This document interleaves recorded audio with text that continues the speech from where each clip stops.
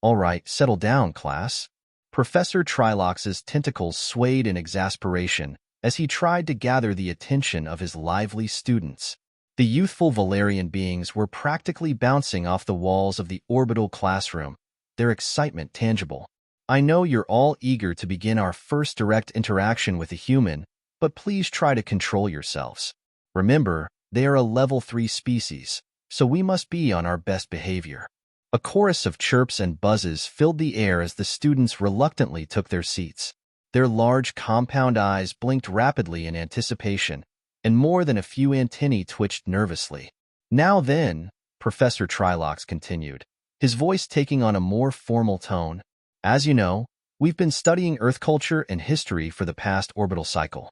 Today, we have a unique opportunity to speak with a human expert on their military history.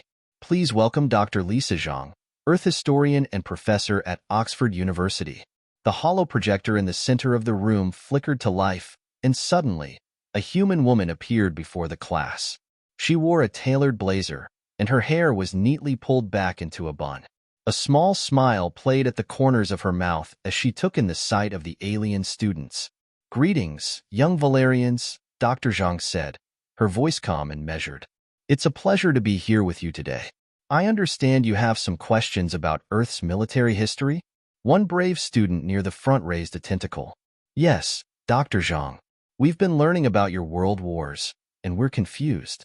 Is it true that humans fought not one, but two planet-wide conflicts in less than half a century?" Dr. Zhang's smile grew a touch wider. "Ah, yes. World War I and World War II. You're correct. They occurred between 1914 to 1918 and 1939 to 1945, respectively." The classroom erupted in a cacophony of shocked clicks and buzzes. Professor Trilox had to wave his tentacles again to restore order. "But why?" another student asked, their voice trembling. "What could possibly drive an entire species to such madness twice?" Dr. Zhang chuckled, though there was a hint of sadness in her eyes. "Oh, my young friends, if only it were just twice. Human history is filled with conflicts, both large and small. As for the reasons, well, that's a complex question. Nationalism, imperialism, economic tensions, ideological differences, the causes are many and varied." A student in the back of the room raised all four of their tentacles. "Excuse me, Dr. Zhang, but our textbooks mention something called the Cold War. How can a war be cold? Don't explosions generate heat?" The human historian burst out laughing, a sound that startled the young Volarians. "Oh, I'm sorry," she said, wiping a tear from her eye. The Cold War wasn't actually a war in the traditional sense. It was a period of geopolitical tension between the United States and the Soviet Union that lasted from about 1947 to 1991. "But that's longer than both world wars combined," a student exclaimed, their antennae drooping in disbelief. "Indeed it is," Dr. Zhang nodded. "And while there was no direct large-scale fighting between the two superpowers, they engaged in proxy wars, arms races, and psychological warfare on a global scale." Professor Trilox interjected, his voice filled with concern. "Dr. Zhang, perhaps we should move on to a less intense topic. We wouldn't want to overwhelm the students." The human raised an eyebrow.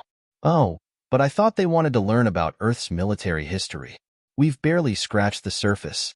We haven't even touched on the Napoleonic Wars, the American Civil War, or the countless regional conflicts that have shaped our world."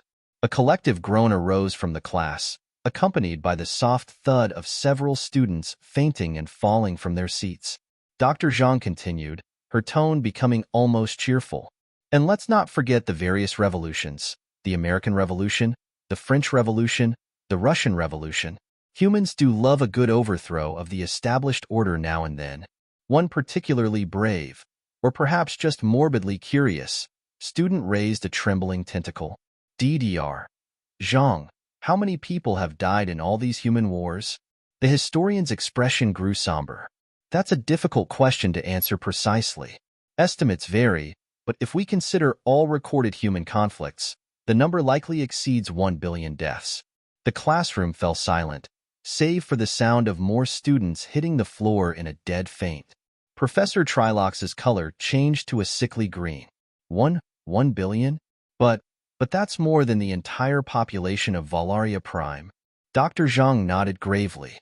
Yes, the toll of human warfare is staggering. And that's not even considering the wounded, displaced, or psychologically scarred survivors. A small voice piped up from the back of the room. Professor Trilox, I don't feel so good. Can I go to the nurse's station? Yes, of course, the Volarian teacher said distractedly, still trying to process the information. In fact, why don't we take a short recess? Dr. Zhang, would you mind if we continued this enlightening discussion in a few moments? The human historian smiled. Of course, take all the time you need. As the students filed out of the classroom, many looking distinctly queasy, Professor Trilox approached the hologram. Dr. Zhang, I must say, I'm concerned. How do humans cope with such a violent history? Dr. Zhang's expression softened. It's not easy, Professor, but we try to learn from our past to build better systems and institutions. And believe it or not, statistically, we're living in the most peaceful era of human history. Trilox's eye stalks blinked rapidly in disbelief. This is peaceful compared to your past? Absolutely. But we still have a long way to go.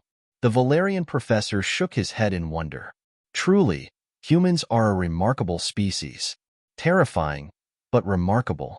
Dr. Zhang laughed. You don't know the half of it, Professor.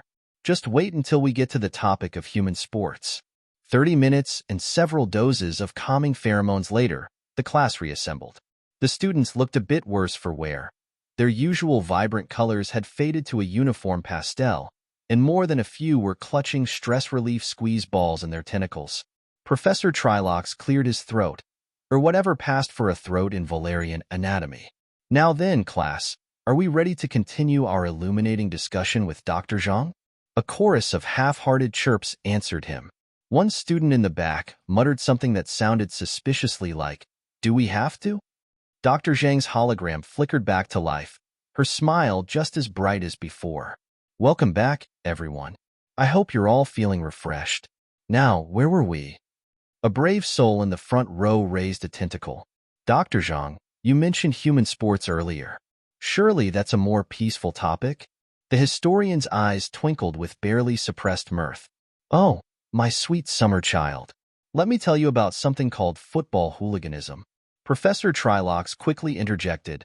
Perhaps we could stick to less violent aspects of human culture. Art, perhaps, or music? Certainly, Dr. Zhang replied cheerfully. Did you know that one of our most famous paintings, Guernica by Pablo Picasso, was inspired by the bombing of a town during the Spanish Civil War? And as for music, well, have you ever heard of a little genre called death metal? The sound of Volarian students slumping in their seats filled the room. After the students had once again fainted and revived, Professor Trilox knew he had to tread carefully. The vibrant colors of his students had not yet returned to their usual brilliance, and their normally eager antennae still drooped with lingering dread. He glanced at the hollow projector, where Dr. Zhang's image waited patiently. The historian's expression was calm, almost amused, but there was a gleam in her eye that Trilox found concerning. He could sense she was already considering her next revelation. Dr. Zhang, Trilox began cautiously. While we certainly appreciate the depth of knowledge you've shared with us regarding Earth's more intense history, perhaps we could shift focus to something a bit more uplifting? Maybe you could tell us about the more positive aspects of human civilization? Achievements that reflect your species' creativity and ingenuity? Dr. Zhang's smile broadened. Of course, Professor. Human history isn't just about wars and conflicts. We've also achieved great things in science, technology, and the arts. For instance, did you know that humans have explored the moon? We even have robots exploring Mars as we speak. This immediately caught the attention of several students, whose colors brightened slightly. A young Volarian near the center of the room hesitantly raised a tentacle. Excuse me, Dr. Zhang, but how did you manage to reach the moon? I thought your species had only recently developed space travel. Ah, that's a great question. Dr. Zhang's tone was enthusiastic. In 1969, humans accomplished a remarkable feat. We built a spacecraft called Apollo 11, and astronauts Neil Armstrong and Buzz Aldrin became the first humans to set foot on the moon. It was an incredible moment, broadcast live to millions of people around the world. The students' compound eyes widened, their antennae twitching with renewed interest. "How did they survive the journey?" another student asked, leaning forward. "Isn't space extremely dangerous?" "It is," Dr. Zhang agreed, "but humans developed advanced technology to protect our astronauts. The Apollo spacecraft had multiple stages that allowed it to break free of Earth's gravity, and the astronauts wore specially designed suits to protect them from the harsh conditions of space. It wasn't easy. Space exploration is still one of the most challenging endeavors we've ever undertaken." "That sounds terrifying," one student murmured, though there was a hint of admiration in their voice. "But also, kind of amazing."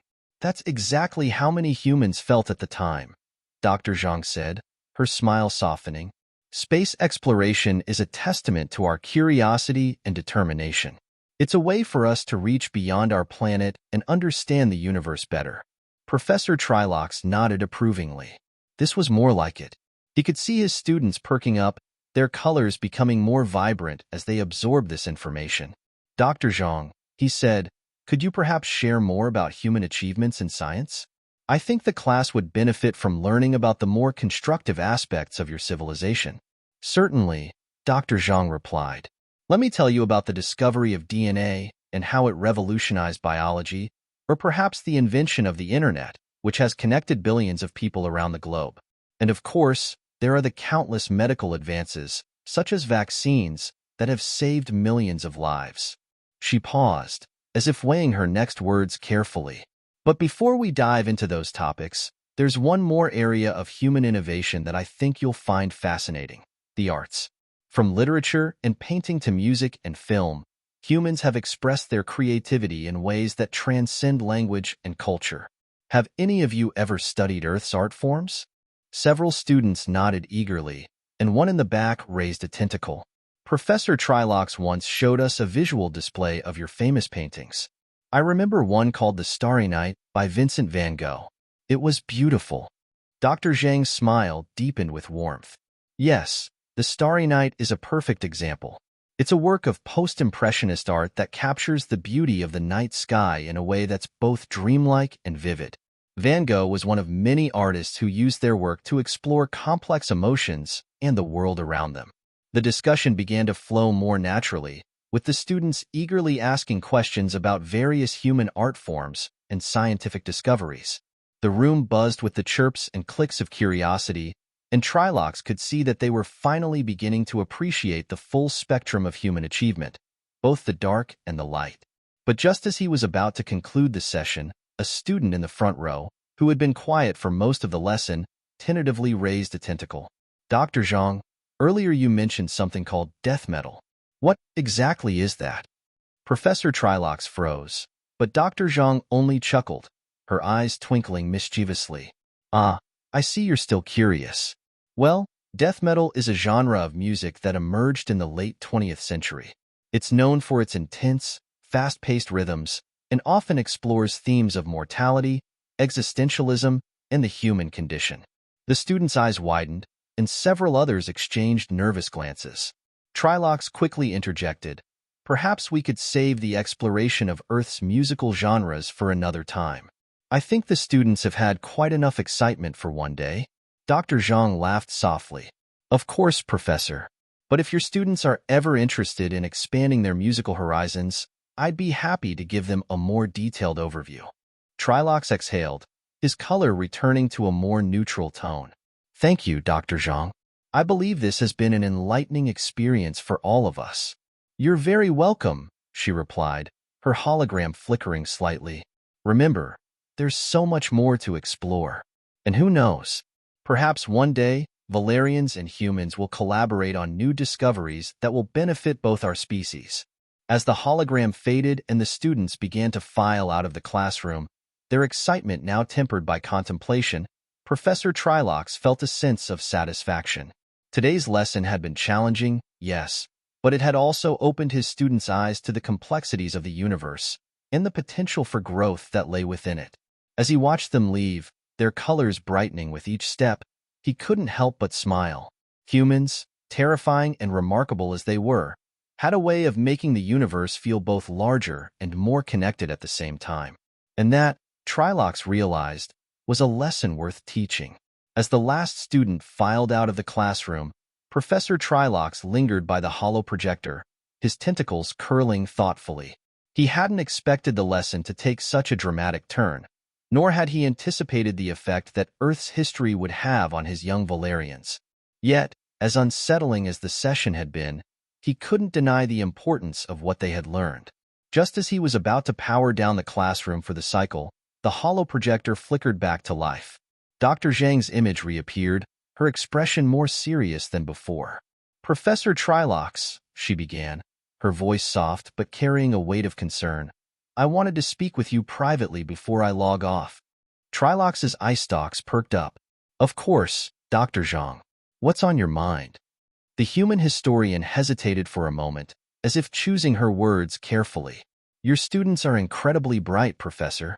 Their curiosity and enthusiasm remind me of my own students back on Earth. But I worry that I may have overwhelmed them with the darker aspects of human history. That wasn't my intention." Trilox waved a tentacle dismissively, though he appreciated her concern. "No need to worry, Dr. Zhang.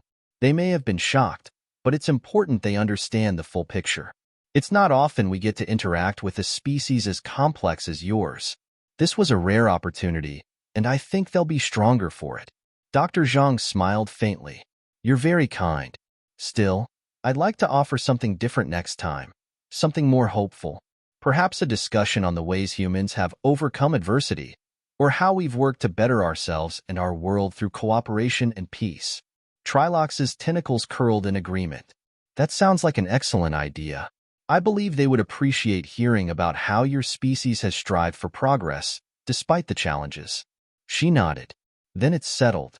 Next time, I'll prepare a lesson on the United Nations, global cooperation, and some of the incredible achievements we've made in science and diplomacy.